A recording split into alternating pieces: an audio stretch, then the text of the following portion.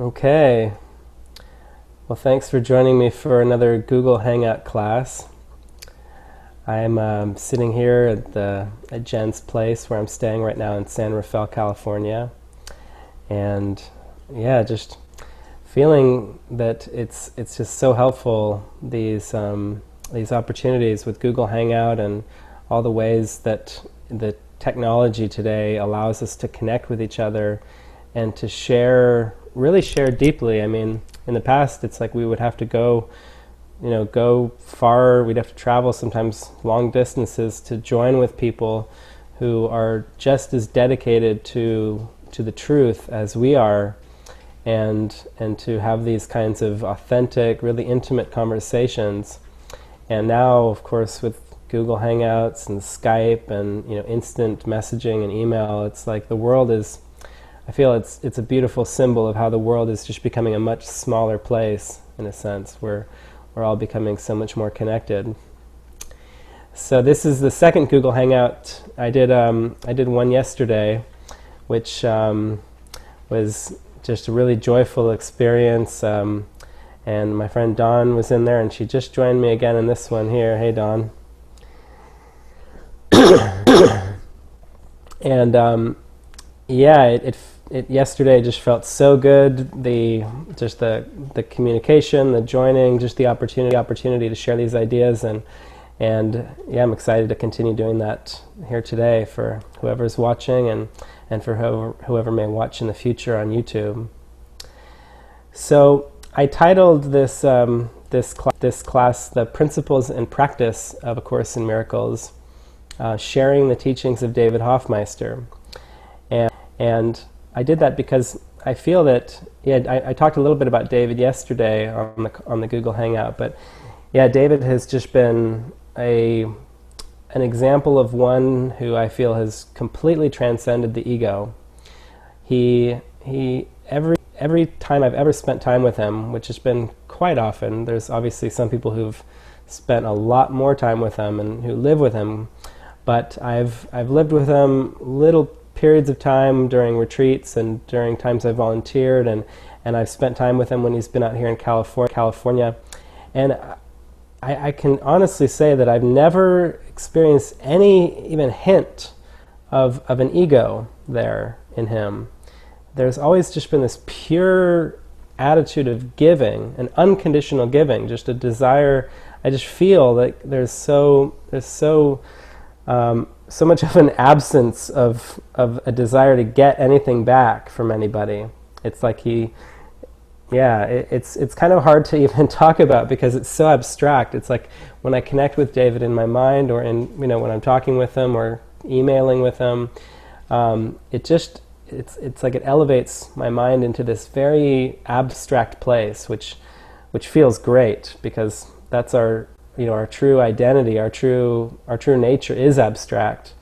It's not limited. It's not tiny. It's not concrete. It's expansive. It's pure spirit. And so he's been just a symbol in my mind of the possibility of enlightenment. That enlightenment is possible right now. It really doesn't take time.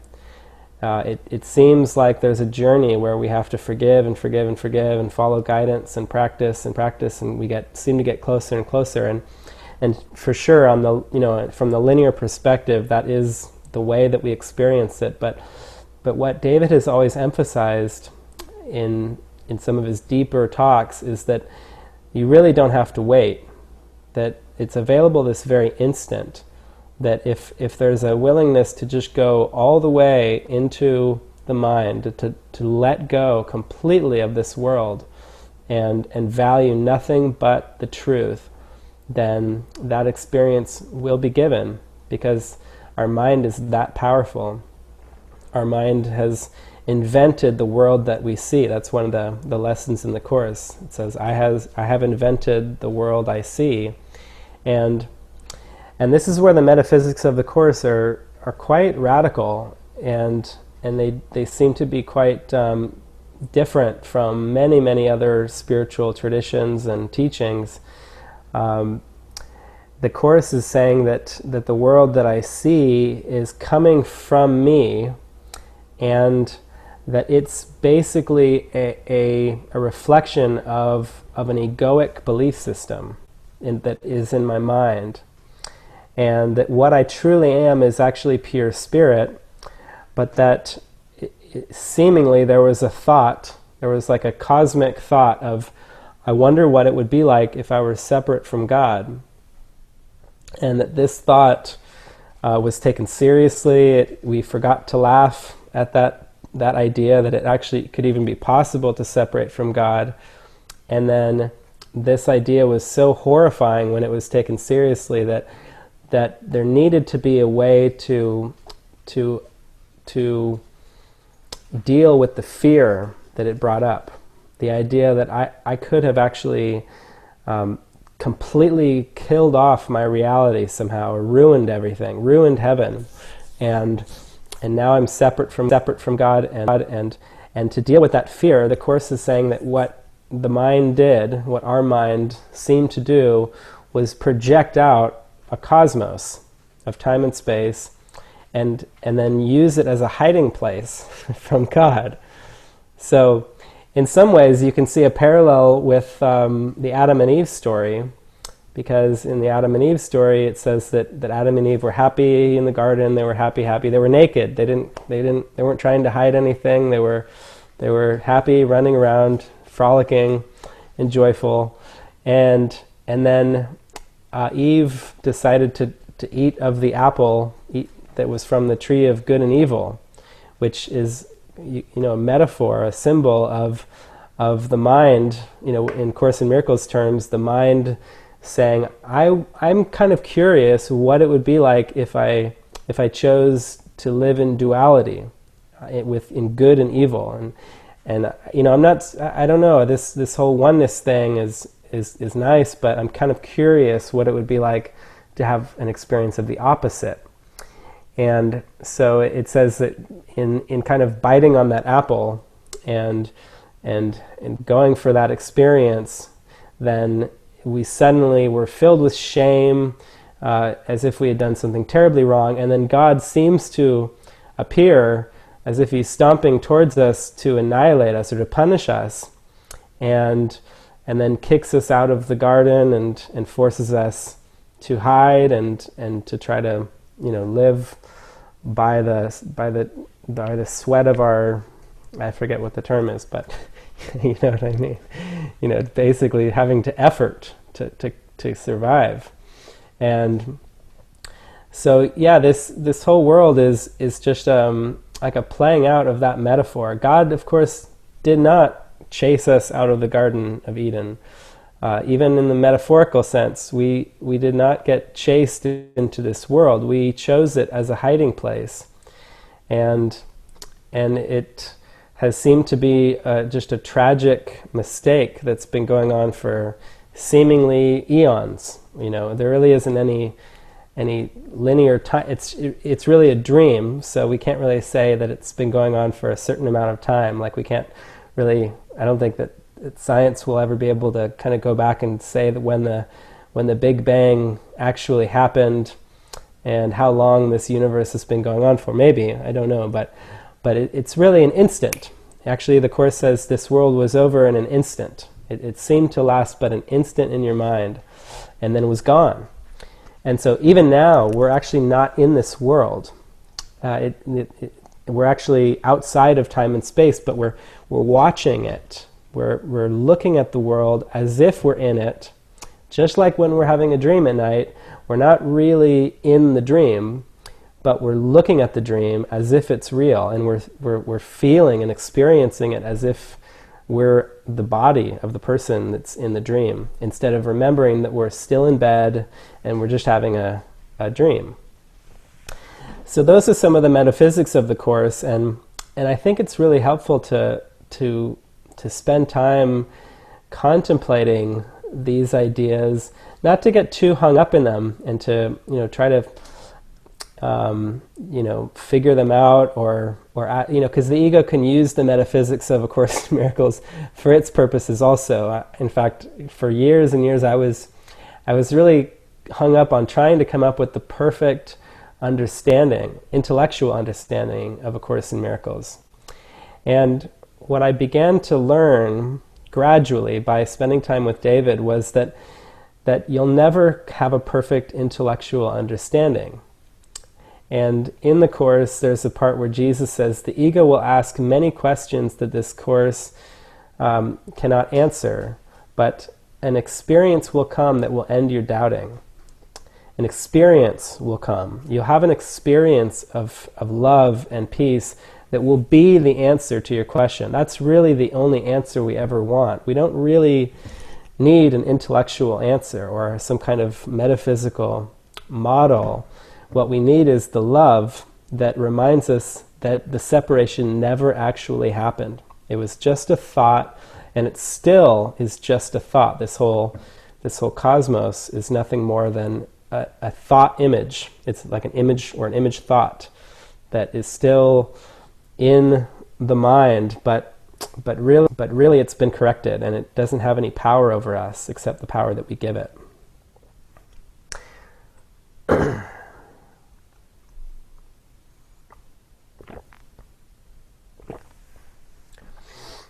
I remember one time David told me that the term intellectual understanding is actually an oxymoron.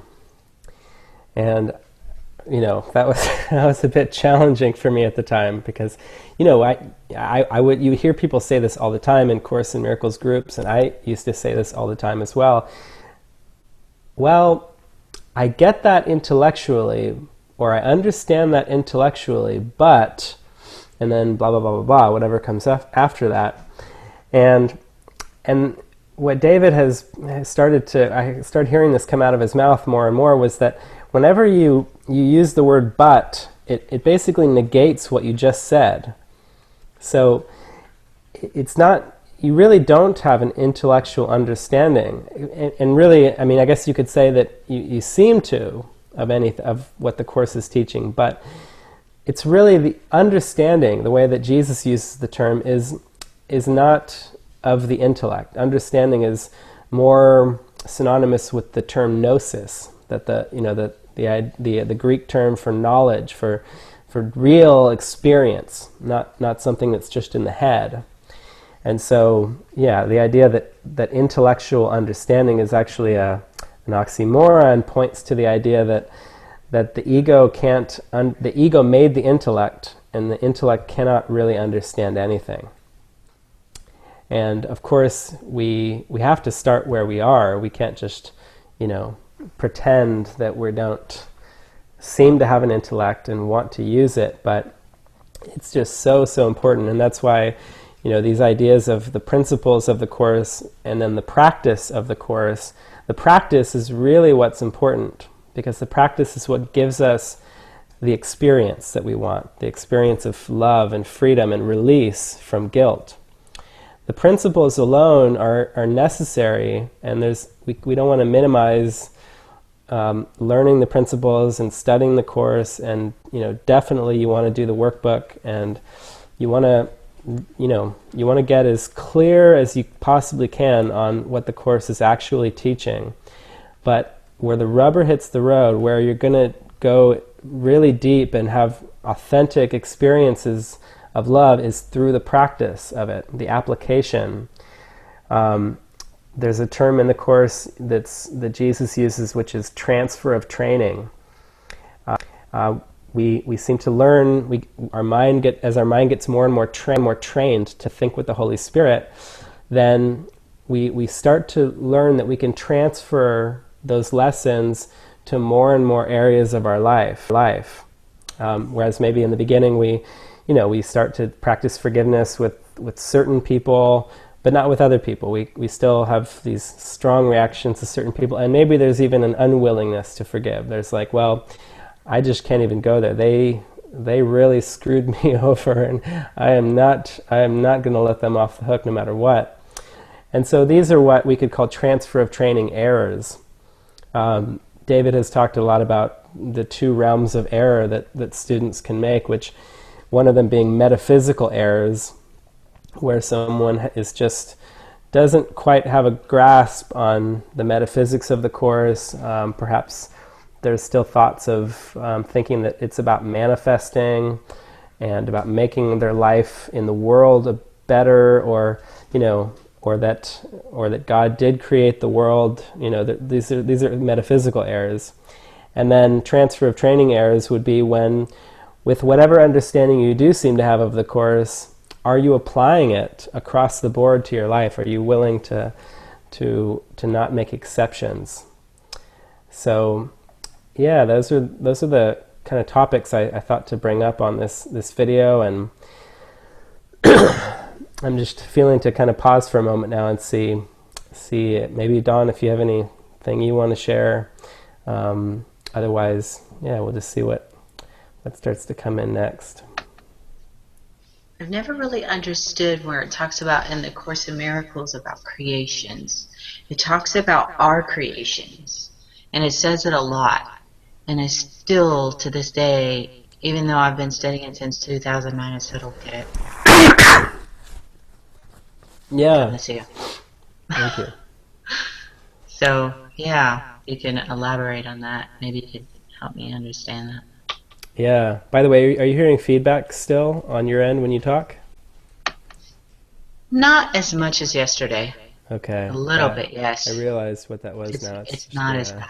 Can you hear me okay, though? 'Cause I can hear you clear. Yeah. Okay, good. Yeah. Yeah, that's a great question about creations.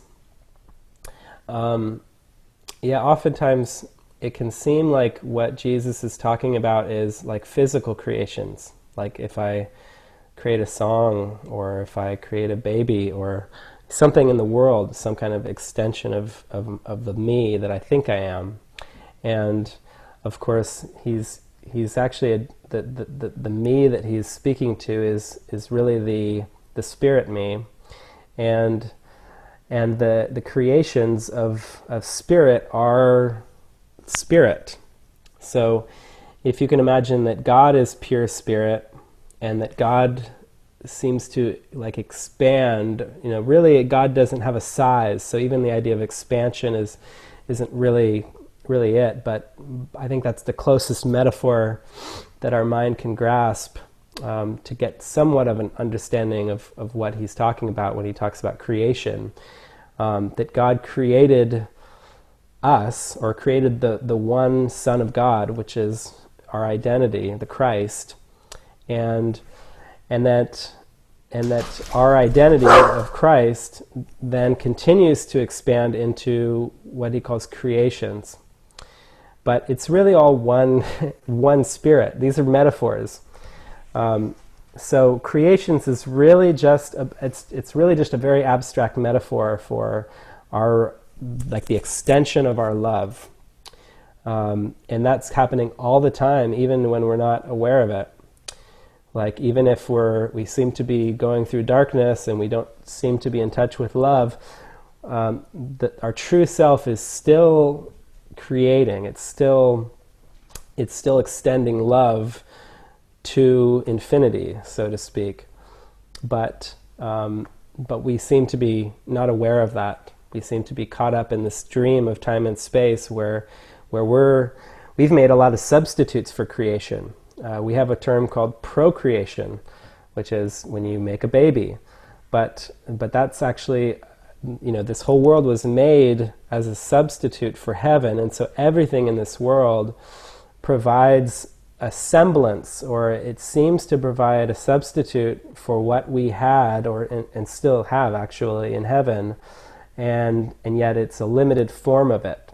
So procreation is something that the ego invented in order to, kind of seduce us into thinking that that we could be just as happy here as a human being, and forgetting our spirit self, and instead just trying to be happy as a human being, but I can still create other human beings. I can create little bodies and I can call them mine. And so that's one example of a substitute. But when he's speaking about creation in the Course, it's a very deep, kind of abstract idea that we can, I don't even really think I can understand it. You can't really even it's just sort of an abstract feeling of the love that we are just extending forever and ever. And yeah, that's what creation is referring to when he uses that term in the chorus. I was wondering if it was more like, because it talks about the storehouse of treasures that he guards safe for us, and he has angels literally standing guard, that it can constantly be added to, but nothing can be taken away. And like, I feel like part of my journey, specifically for me, has been I'm realizing how much I block the blessings through doubt or whatever it may be, and that this storehouse is something about the creations has to do with this storehouse of treasures. Like, that's it. Like, and to tap into it, or to, have access to that storehouse of treasures that the Holy Spirit's been holding for me this whole time while I'm off in dreamland, that that's the whole point. Like, the course is bringing us to this realization: these creations are ours. They are there, like, they're already here now. And it's just this whole point of, like, what you were saying yesterday about opening to love. That's part of accessing the treasure house. And so that when we have access to these creations, then that's like literally our purpose is being fulfilled. I mean, would be something kind of like what you're saying, or is that totally like something else entirely? No, that's it. That's it. I'm glad. In fact, I was going to say that actually, but you said it for me. Okay. Yeah, yeah. There was this idea that I was thinking of while I was talking, but it didn't make it out of my mouth, which was that there's a thing in the course, I forget where, I think it's probably several places where in the course, where he says that that your creations are waiting for you.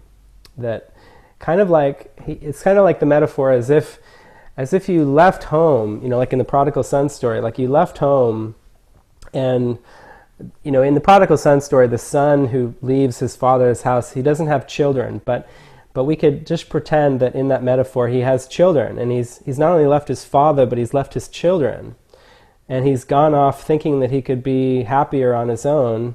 And then in the prodigal son story, he goes through all the trials and tribulations of and then having to eat whatever, live with the pigs, and then he realizes, even my father's servants do better than this, and so he decides to go back, and the father greets him, and there's just nothing but love. There's nothing but gratitude. There isn't some sense of you shouldn't have left or anything like that. There's just pure love. And his creations, in this version of it, if he had children, would be waiting for him and saying, "We love you, Dad. Thanks for coming back." And we don't hold any grudge against you at all for leaving. The kids aren't going to be pissed off or anything.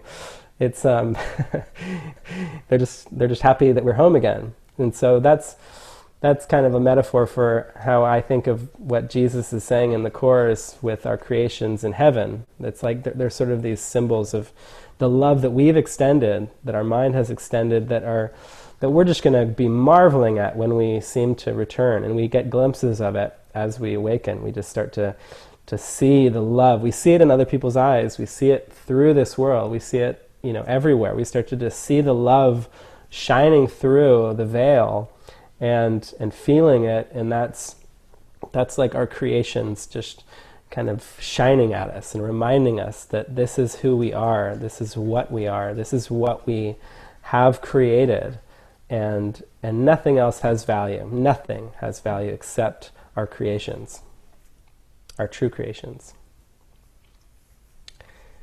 So yeah, thanks for asking that question. That's a really good topic. It's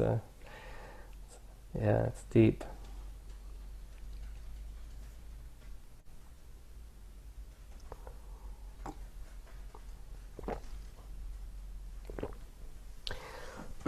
Yeah, and I remember the other day, I was there was a gathering here in California. I organized a couple gatherings for my friend Jason Warwick. He's one of the messengers of peace that works with David Hoffmeister and travels with him, and he was going to be coming out here to California briefly and then heading up to Canada, and he's there now. But but he was here a week ago, and we had a gathering at our friend Jessica Rary's mother's house. Her name's Linda. And before the gathering, Linda asked me a question about, because she's been reading the Course, and she was reading about how somewhere in the Course she read that the idea of inventiveness, like being, like inventing things, is an ego thing. You know, that inventiveness comes from the ego. And you know, from listening to the way she was describing it, and she seemed to be a little frustrated by the idea, because it seems that in this world there's a lot of good inventions. Like, well, what would we do if we didn't have people inventing vaccines that cure, you know, sickness, or cars that help us get from place to place, or, you know, all the modern technology, Google Hangouts, so that we can communicate with each other like this. Like, isn't that a good thing? Isn't that a good thing? And how can it be an ego ideal?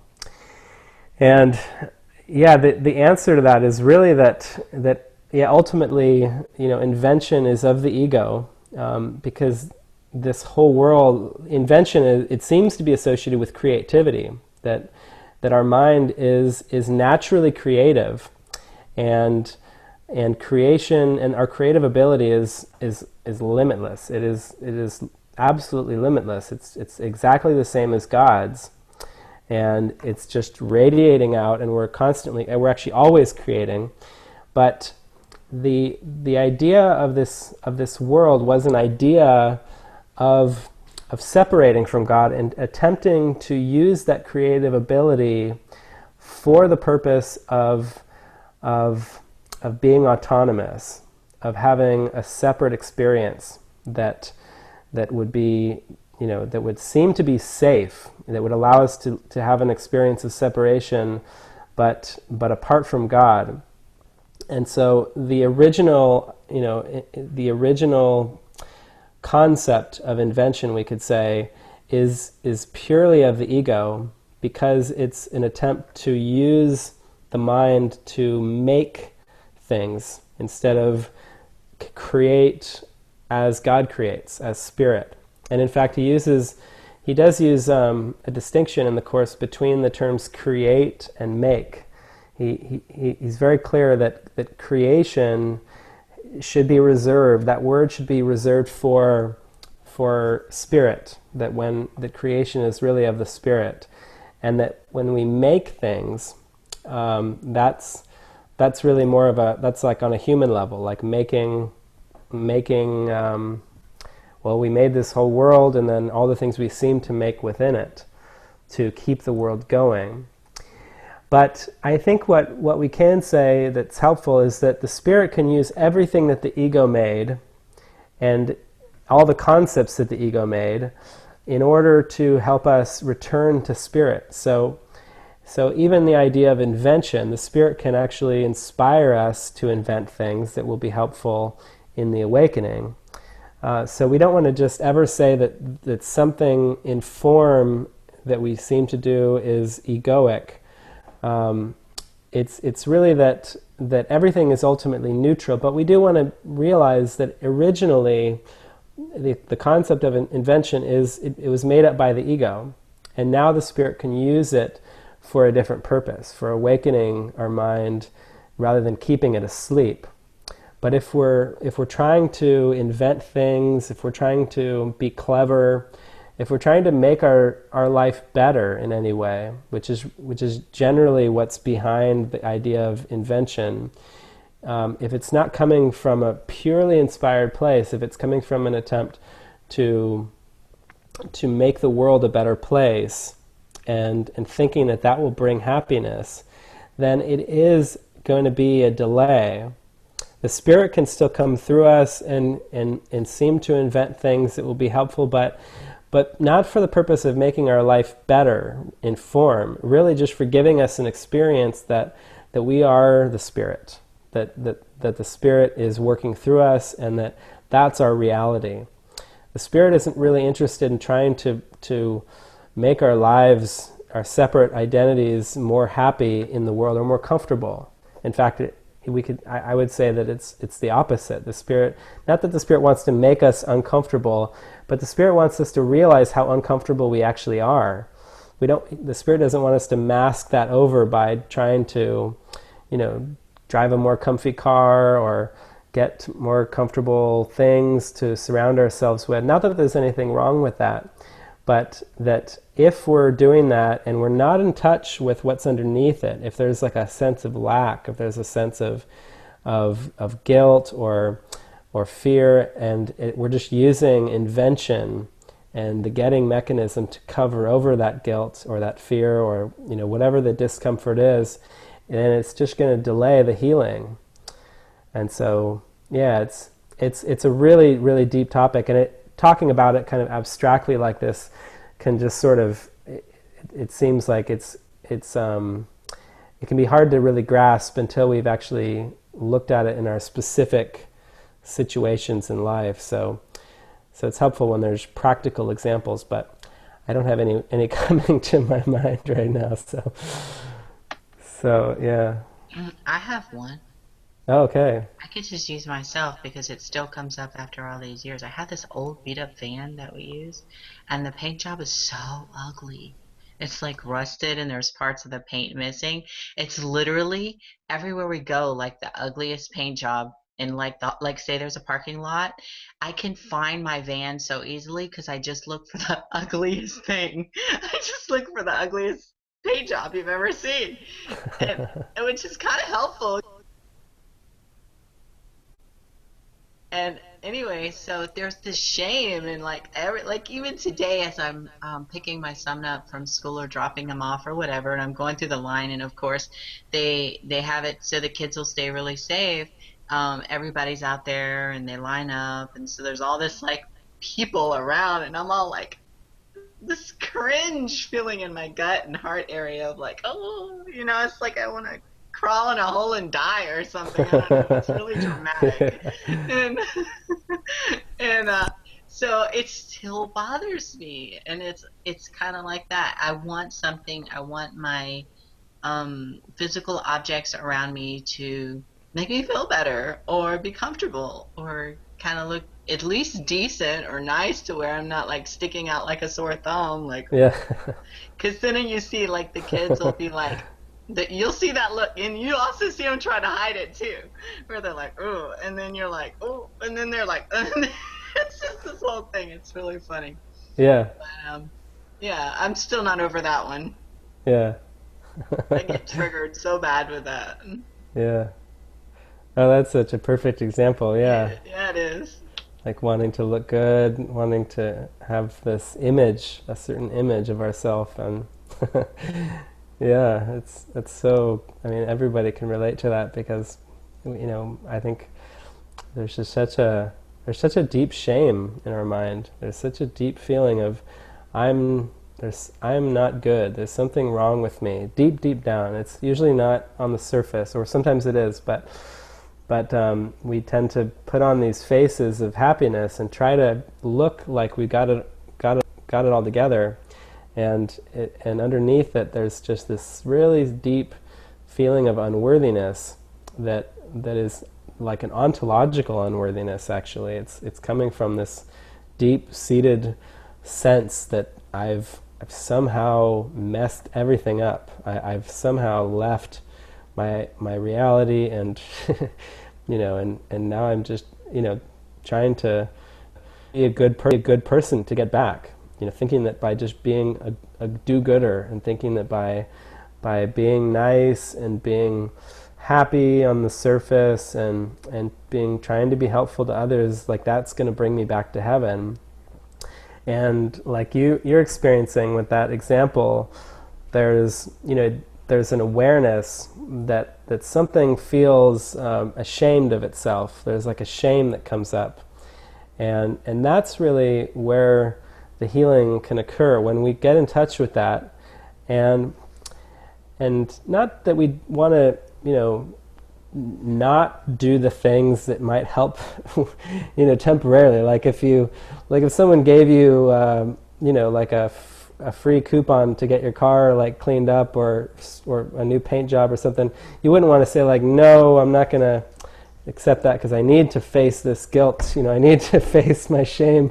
We don't want to be like a Nazi with ourselves, like a spiritual Nazi, but but when it is there, I mean, it's obviously when it's up, and we seem to have that choice where we can either hide, we can try to hide from people and try to hide anything that may make us look bad, versus just kind of trusting, okay, well, maybe I can actually stand in this feeling of shame and allow it to arise, and that actually will be inspiring to people, because everyone can relate, and it's not very common that people are willing to just be, even when they know that they're feeling embarrassed or ashamed of something, and then they're willing to not hide it from people. I just heard this story on Facebook. My friend, I think I've only met him once, but he's also a singer-songwriter named Scott I think his middle name is Kallichstein Grace, and he's just a very profoundly talented singer-songwriter and does Course in Miracles type music, and he makes up songs on the spot, like for people. If people are going through an issue in one of his workshops, he'll make up a song that's just designed for them in that moment, and it just, it's amazing. But he just shared on Facebook this story of, I guess he was going through a deep grieving recently. I think someone close to him passed. I don't know if he shared the specifics, but he took what he called a grief walk.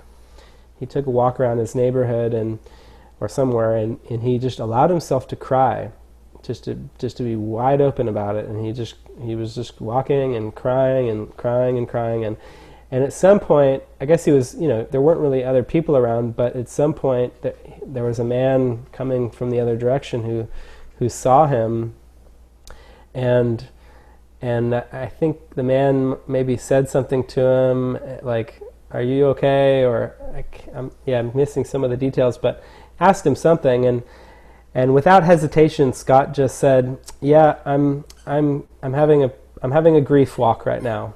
And didn't try to hide, didn't kind of try to, "Oh, I'm okay. He didn't try to cover it up at all. He just fully exposed it, like, "Yeah, I'm having a grief walk, and it's really really helpful right now." And the man actually said, "Wow, like, I need to do that too. I just lost my wife, and I've been grieving and trying to keep it together ever since, and I need to do what you're doing. Would you be open to talking with me sometime about what you're doing?" And so it opened up, kind of a possible client or just a friend who was open to the miracle of that. So it's just so beautiful. I love stories. Like I remember I reposted it on Facebook because I just thought, wow, that's what it's all about. It's about being transparent, being willing to just let the full extent of our sense of shame be exposed, because only then does it lose power over us. It's only when we seem to be visible, when others, because other people are just a symbol of our own mind, and when we're allowing other people to see through us, to really see what's going on in our soul, it's like we're saying to ourselves, okay, I don't want to protect this anymore. I'm willing to just fully face it and face the fear. There's always a fear that I'll be punished somehow, that people will run the other direction, or that they won't be able to handle it, or something, and I'll lose friends. And we have to be willing to face whatever may come, because it is pretty radical when we start to just be so authentic that we're not hiding. And there may be times when we do want to use discernment with certain people who maybe it actually would frighten them more than be healing, to expose something really deep about ourselves. So there is discernment sometimes where we want to be truly helpful, but I think we can really feel it. We just can feel when when it's taking too much effort to push something down and to hide something, than it is to just let it up, to just cry, to just, let the face hang down and not try to put on a happy face when we're not experiencing the happy face. So yeah, that's a deep principle, I think, or actually that's part of the practice of A Course in Miracles. I think that it's so much about that exposure and that willingness, and just being authentic.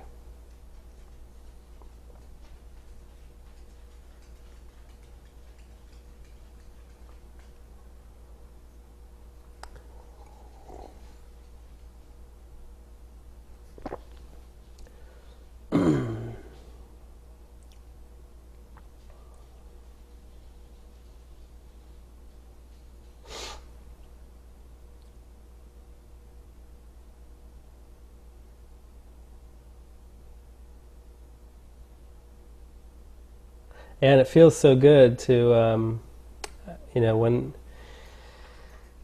that transparency, there's just such a relief, like such a sense of relief and release. It's as if love or light is shining through us when we just suddenly drop into the now, into the deepest stillness that we can fathom, and be with it, and be completely accepting of whatever is there, whatever emotion, whatever discomfort is there, and especially when we seem to be with another person, it's as if their light, the light of the Spirit just shines through them and shines through us, and wow, like the sense of it's okay, it's safe, it's okay. There really is no value in trying to act a certain way. It seems to be helpful in the world, of course, if our mind is attempting to control situations and achieve certain outcomes in the future, like getting a job or maintaining a job or maintaining a relationship, then of course the ego is going to be strongly advising us to be very cautious of how we present ourselves and how we communicate, and to always have a filter. But yeah, it's never going to bring us happiness. It'll seem to bring us outcomes, and then those outcomes maybe will give us a temporary sense of, yay, I got what I wanted, but it's so surface, it's so limiting, it's so, and it's so temporary. I remember in the book, The Disappearance of the Universe, they were talking about sex, I think, and saying how, a lot of what we do in this world, we don't even realize it, but it's motivated by the orgasm. like if I'm cool and if I'm successful, then I'll be able to get into a relationship, I'll be able to have sex, and also motivated by procreation. But this sense that the orgasm is such a strong substitute for the true ecstasy of who we are, and they were saying that the physical orgasm is, it's kind of like taking one lick off a lollipop. It's like, that was good, I want more, but you can't have more. You can only get one lick, and then it's gone, and there's this sense of craving it again and again and again, and so it's just never-ending cycle of craving. And it doesn't matter whether it's for orgasm for some people, or if it's for certain kinds of approval, or making a certain amount of money. There's these things that just seem to become an addiction, whether we call them an addiction or not, where the mind is preoccupied with doing whatever it can to make those outcomes happen again, to repeat the past, to keep repeating the past, thinking that if I can just line things up in a certain way, if I can just get all my ducks in order and get my life a certain way with the right amount of money, the right amount of friends, the right kind of friends, the right kind of relationship, if I can just get everything lined up in a certain way that I fantasize will bring me happiness, then I'll be happy, and then I can relax. Then I'll focus on my spiritual path. But it's just such an incredible trick. I have the tendency to think all of the above. Like, get all the things in the room, do this, do that, and the spiritual. So it's like, I want my cake and I want to eat it too, kind of thing. But the thing that's really coming up for me today, and I think I personally brought it on by saying bring it on yesterday. Boy, it got brought. Today was a day of a lot of stuff coming up again for, I guess blocks, to the awareness of love. And for me, the sadness of because I had this, 3, 5, a whole week of just seeing everything so beautifully, almost like heaven on earth here. And today was not like that. Today was not like that. It was not like that at all. I fell into ego so much today. I mean, I even got triggered by my son, bless his heart. He got a 24% on his math test, and I totally was in the paradigm of what the world thinks. Oh, this means he's not successful. He's not going to be successful. He's not going to get into a good school. He's not going to have a good job. He's, seeing the whole caboodle of him being some failure. And what does that reflect on me? That I'm a failure. So I got to have a lot of stuff come up today around the ideas of failure and what it means, and even what David talks about, the ambitions of the world. So I'm in the throes of this pure, deep sadness of I feel like I had this amazing thing, and then now it's fuck, where did it go? It's the ego's back. Hello. I'm not gone. I'm right here. So yeah. I know, it feels like the onion just gets deeper and deeper. We have these, it's like the onion metaphor, peeling away the layers, and then wow, this amazing love. And I know I do see the purpose in seeing the glimpses is really powerful, because it kind of, like you said, it opens you up so you can see the potential of where you're headed, what the goal is, right? Because the goal is God. So yeah. When you say bring it on, it happens. Yeah. It was really, when I was journaling though about it, it was really beautiful, because I ultimately got to see how I specifically, in the little nuances of what I do to throw away my peace of mind. So that was crucial for me to see how literally a scribble on a piece of paper, 24%, because that's what he made, I was throwing away my peace of mind. Because if you could just be inside my body and feel the turmoil, the anxiety, everything from a grade on a piece of paper of my little kid in 5th grade. Seriously, when 20 years from now, nobody's going to remember this. So it's so silly to throw away your peace of mind for a scribble on a paper because you care what the world's, and it's like I'm throwing away my peace of mind for my son to be something in this world. And I think I'm really seeing that for the first time today, really clearly. Yeah, that's beautiful. Man. Yeah, and there's a lot of... It doesn't feel good. It doesn't feel good to see it, though. Yeah. That's great, though. It always feels uncomfortable when in the midst of it coming up. We're starting to throw up the bile in our stomach. It's but it needs to come out. Yeah. And the idea that that we're responsible for other people, especially our children. Right. And that's a big one for me. and that there's value in in a person becoming a well-rounded person, or a normal person, or a successful person. Like it's so deep, the idea that we have to make sure, especially with our children, that they become healthy people. And that if they don't end up to be if there's any abnormalities about them, then it means that I must have completely screwed them up. Exactly. And yeah, we don't realize that it really is the ego wrote the script. The ego wrote the whole script of time and space, and it filled, the whole script was made with lots and lots of, what we would call abnormalities, things that just seem, oh my God, why is this happening? This is not supposed to be happening. And I don't want that to happen, because it wants us to use the world as a scapegoat.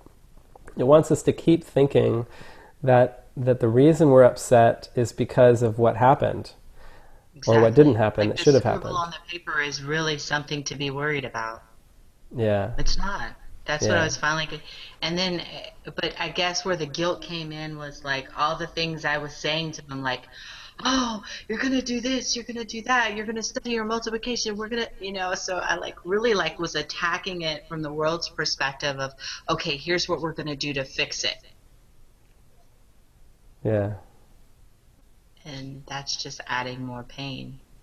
But it's already done. I already said all those things and did all those things, and it's like, what can you do from here? Because in my heart, I still want him to learn math. So what can you do? You're like stuck. Okay, I really believe he needs to know math. I do. And yet there's the 24. Yeah. So, yeah. Yeah, it's just like the car example you brought up earlier. It's like it's a sense of like, if it's not the car, it's my child, right, has to look good so that I can look good. Well, it also has to do with this strong belief that you need to know certain things to function in the world. Yeah. That's my thing, because I'm I'm still caught up in that. Not for me, but I'm caught up in it for him, because I feel like sometimes you do need to learn. This is probably going to go against the entire Course in Miracles. Seriously, what I'm about to say is you do need to learn a certain amount so you can function in this world, because of so many people being in their egos that you can't even relate to them if you know what I mean, if you haven't learned something about the ego land. Yeah. And then, if he doesn't develop an ego, then what happens? Can he even function in this world? Like, will he, when he's filling out paperwork for medical or whatever, will he even know how to write his own name, or his social, or stupid things we have to remember that make no sense to me now anymore. Yeah.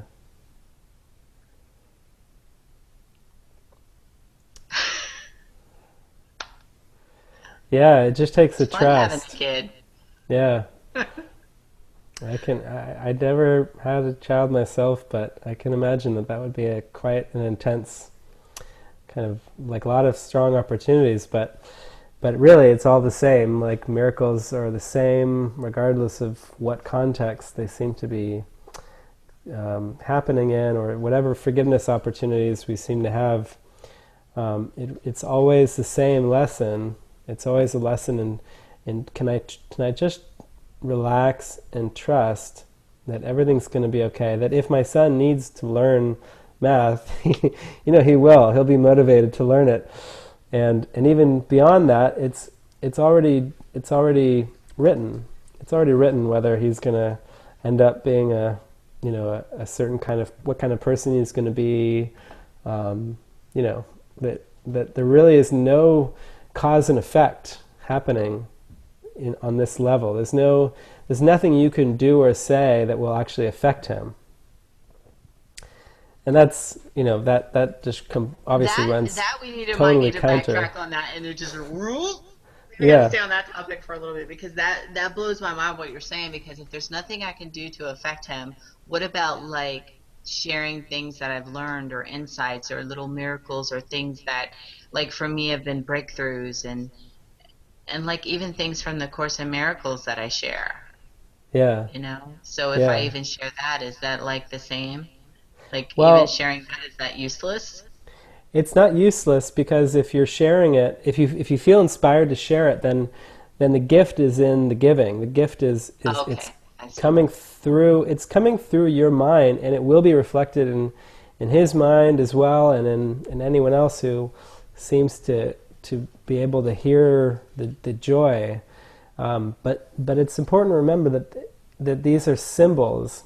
That your son is a symbol, and that's kind of deep to think That's of. hard for me. To kind of think of It's people as really hard. symbols. Yeah, it seems so impersonal.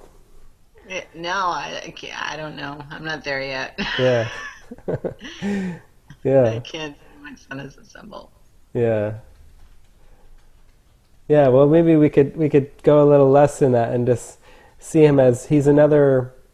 Like he seems to be.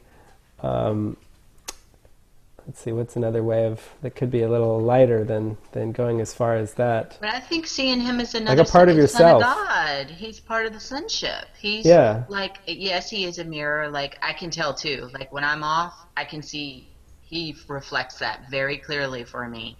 Like even yeah, this morning when I was like, "You're gonna do these multiplications. You're gonna," and my whole thing was, "I want to see you succeed. I know you can." So I was like Miss Cheerleader, right? I know you can do it. That's why I'm so serious. And meanwhile, he's like, his tone and everything, you could just tell that he was like really feeling like he was being put through the ringer. There was no love. He wasn't feeling any love, even though I felt like I was trying to, come on, like champion him, like you can do yeah, this. And he's like, no. He's yeah, like, yeah, can this be over with now? And so what I try to do with him is see him as another spirit. Yes, he does have a body, and he's in a body, but I know he's not the body, but he's spirit. But the yeah. symbol thing, I don't see him as a symbol. Yeah, well, you're I see him onto as it. spirit. You're onto it. That is the way you do want to see him. You want to see him as spirit. You want to see beyond the body and into the heart, the heart of truth. And so we could say that the symbol I'm referring to isn't who he is. It's not that he's actually a symbol. It's that the body, like anything of form, that is not his reality. It's not his truth. It's not what actually forms him.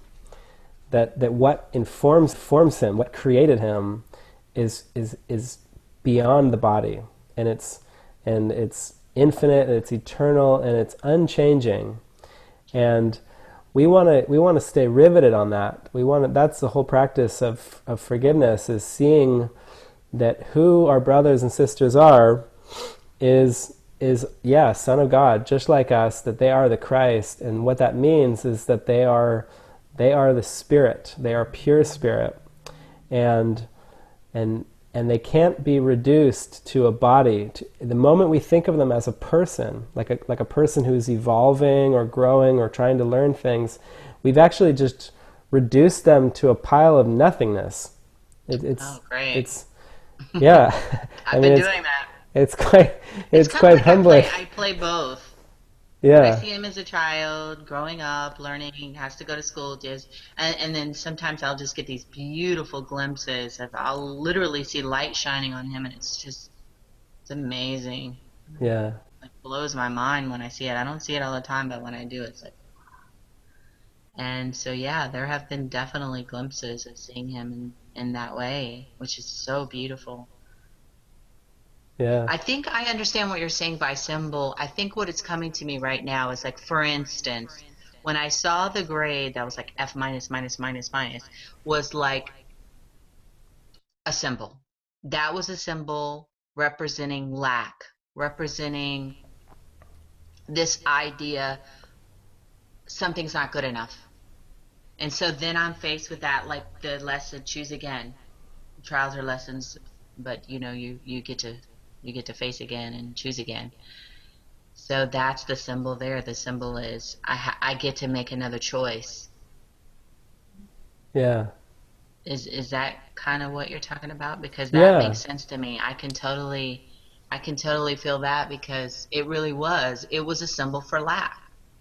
And then all when I follow it out, when I say, what does that mean? What is that for? Like for instance, if he makes the bad grade, well, what does that mean? Oh, he won't get a good job when he grows up. Well, what does that mean? Oh, that means he's going to be a failure in life. Maybe perhaps a bum. And what does that mean? He won't be happy. And what does that mean when he's not going to be happy? That somehow I failed. You see it? So Yeah. like when I follow it all the way, it comes down to this point where the end all is always some kind of like there's no happiness now. Yeah.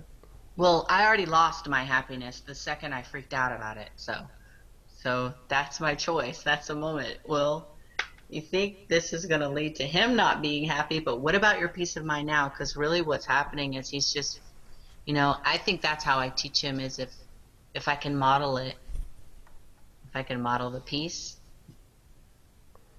Yeah, exactly. That's what you want to teach him and everybody.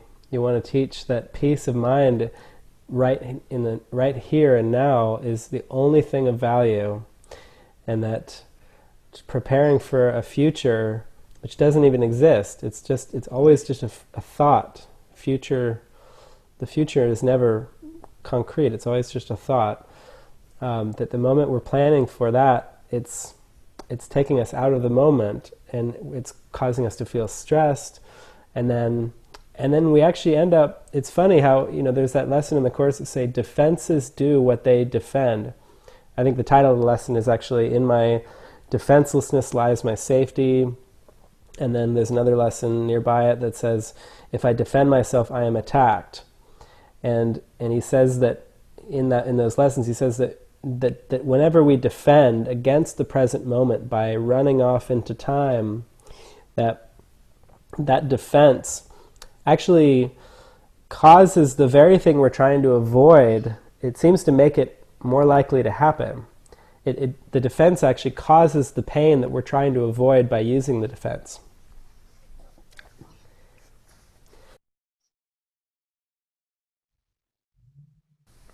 So Bless you.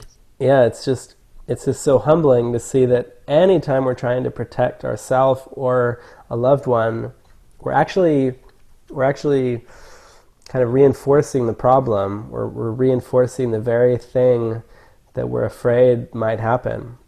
Like in this case, we could say that by trying to prevent a person from becoming a failure, it's actually making it more likely that they will be a failure by trying to prevent that. And that doesn't, we can't really make it be that black and white, but that's how the dream seems to work. It's like the ego just gets us caught in these loops where we're trying to constantly fix things, and we're on this hamster wheel, and we seem to just keep experiencing the failures that reflect the failure in our mind, the failure to forgive. And it's in the forgiveness, it's in the defenselessness that everything is healed. And it's so counterintuitive to how we've been taught and how we've been conditioned in this world. So it just takes us such a vigilance to, and you recognized it. You saw like, oh, he's not really feeling loved at all by this attempt to like kind of rah and get him all fired up to be successful in the world. Nobody Yes, is exactly. inspired by that. Nobody will ever be inspired by worldly success. I'm starting to really see that. Yeah, That's why I find, because like even when I was in Camus and David would talk about that, and he was like, I have no more ambition in the world. I really never understood it. I never understood him when he was talking like that. But now, like, I got a glimpse of it today. I really did, because it's like the ultimate goal when you're going for God and you're going all the way. That's what you want. You want that peace of mind. That's what it's all about. That's what the whole journey is for. And when you have that, it's like you have the whole kingdom. And then all the other things are added, what you seem to need in this world. And so it's like I get that choice. So it's ambition of the world or peace of mind. But it doesn't say it. From what I can tell from my experience today, you don't get both, and you have to make a Exactly. choice. You have to make a choice, and you need to be. I'm going to speak for myself. I need to be clear about my choices, peace of mind. And I also want to say I need to forgive myself because there was guilt that came up after the fact, like how I handled it. I handled it so worldly and not with spirit. And I feel so like, it's like I had this opportunity, and like, so I feel like I really need to forgive myself because I didn't handle it how spirit would handle it. I handle it like ego would. So Yeah. And that's the way I have to we wipe the slate clean. exactly, yeah. We're going to seem to make so many mistakes, in the sense of listening to our ego and following it, but we have to make mistakes. It seems to learn from them, and the quicker we can forgive ourselves for those seeming mistakes, that's actually how that undoes. The moment we forgive it, like it undoes all the negative effects that could have seemed to arise from our mistake. I love how in the Course it says that the Holy Spirit actually can act retroactively, like Yeah. on your mistakes. He can like somehow, because he's beyond time and space, he can just Yeah. like a giant Exactly. eraser, eraser board or something. Yeah. If it's all in the mind, if the past is in the mind, the future is in the mind, and it's all really the past. But just speaking in a linear sense, where we seem to make a past mistake, the moment we forgive, it's as if the mistake never happened. The moment we truly release the guilt behind it, then it has no effects whatsoever. It's like time and space is rearranged, which he does say. He says that time and space gets rearranged for the miracle worker, and it's That true. is more mind blowing than wow. That's Yeah. beautiful. But more importantly, it's like we just feel, and we can feel that, like when we have that moment of forgiveness, there's just a complete release of the guilt, and that experience of certainty that dawns on our mind again is everything. That's everything. It's like a moment of recognizing, wow, I'm not really at the mercy of anything, and my mind is innocent. That's what it's all for. And yeah, it does seem like things, like it seems like the script can, like really amazing synchronistic things seem to happen. And that's just a beautiful witness. That this keeps kind of like reinforcing. It gives us a way to recognize that we're on the right track, and it gives us the motivation to keep going. Yes. Especially when you have days like you said you had today, where it feels really difficult and there's just a lot of stuff coming up, and yeah, we just have to know that that's all part of it, and it's okay. We're healing. We're it's kind of like we're in. I used to think of this metaphor, which I always found helpful, of like I'm getting brain surgery or something. Like I'm actually, I seem to be a person in the world, but really I'm lying in God's bed, or my bed as the Christ, and God or the Holy Spirit is like giving me like mind surgery and trying to, work and as gently as possible just heal all the guilt and just remove the guilty parts of the brain, so to speak, get all the guilt out. And if I just I like relax, that. if if I struggle with it and I'm trying to like do it myself, if I'd say, oh no, you give me this scalpel, I'll fix my own brain, then I'll probably end up stabbing myself or something. But but if I relax and let the surgeon who has the overview do the work for me, then my only job really is to let him do his job. That's so amazing to think of. Like, my only job is to let him do his job. There couldn't be an easier job than that, to do nothing but just let the Spirit do his job. There's no effort. I don't, like, really, it's like, really, your job is to do nothing. Not that you won't be guided to do things, but in an attitudinal sense, your job is just relax and listen and just hear the loving words that come through from the Spirit. It's going to be okay.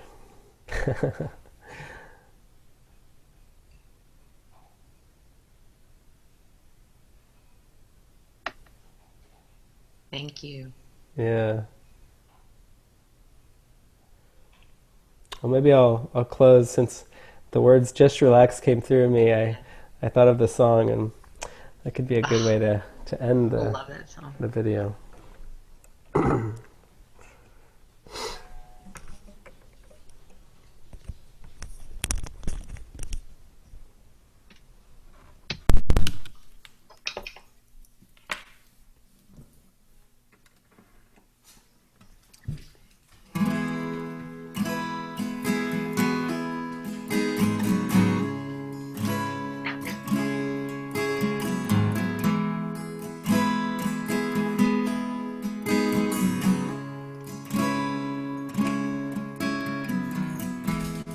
Just relax and go slow.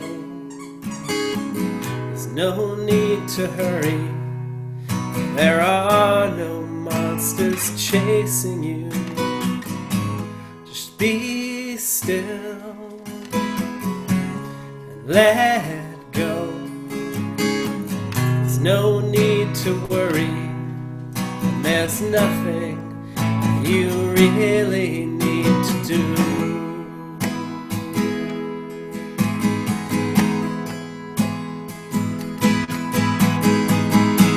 And take time to look inside, for I can promise you there's nothing about yourself you need to hide. Take off the mask, let the light shine on your innocent face. You've never done anything wrong.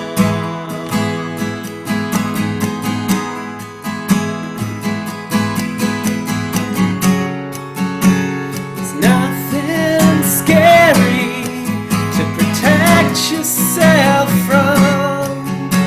Your nightmares are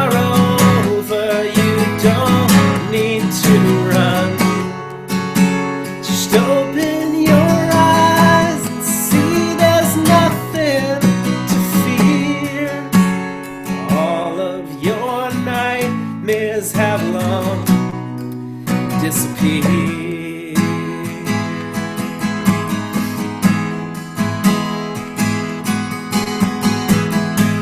It seems a long time ago that you had dreamed you left home and wandered outside in the cold all alone.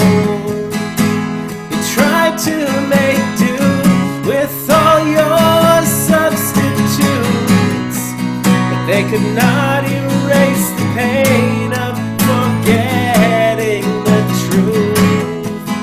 Well, it's still in your heart, it's still in your soul. So take off your heavy armor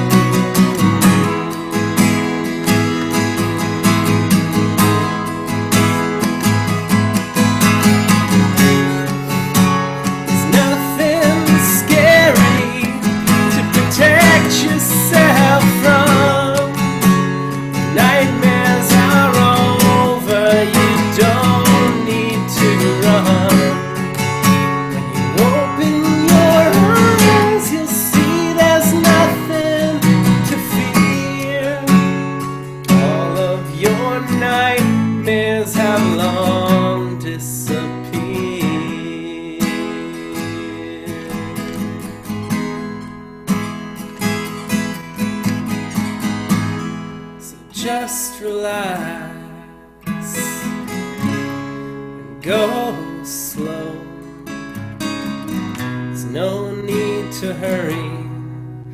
There are no monsters chasing you. Right here and right now, you can be at peace. Only love is all around.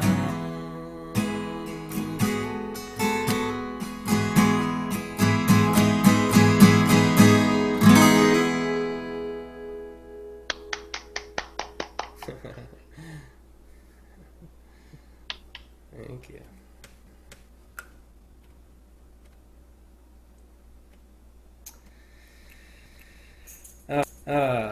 That was great.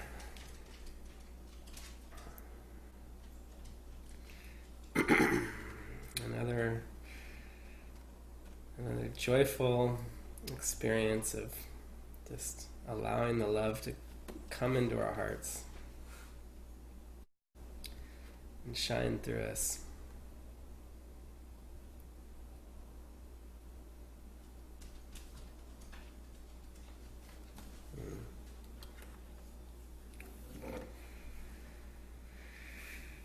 All right, well, I'm going to go ahead and end the live broadcast here. So for those of you who were watching or are watching on YouTube, just thanks for showing up and opening up to this deep love that we share. Yeah.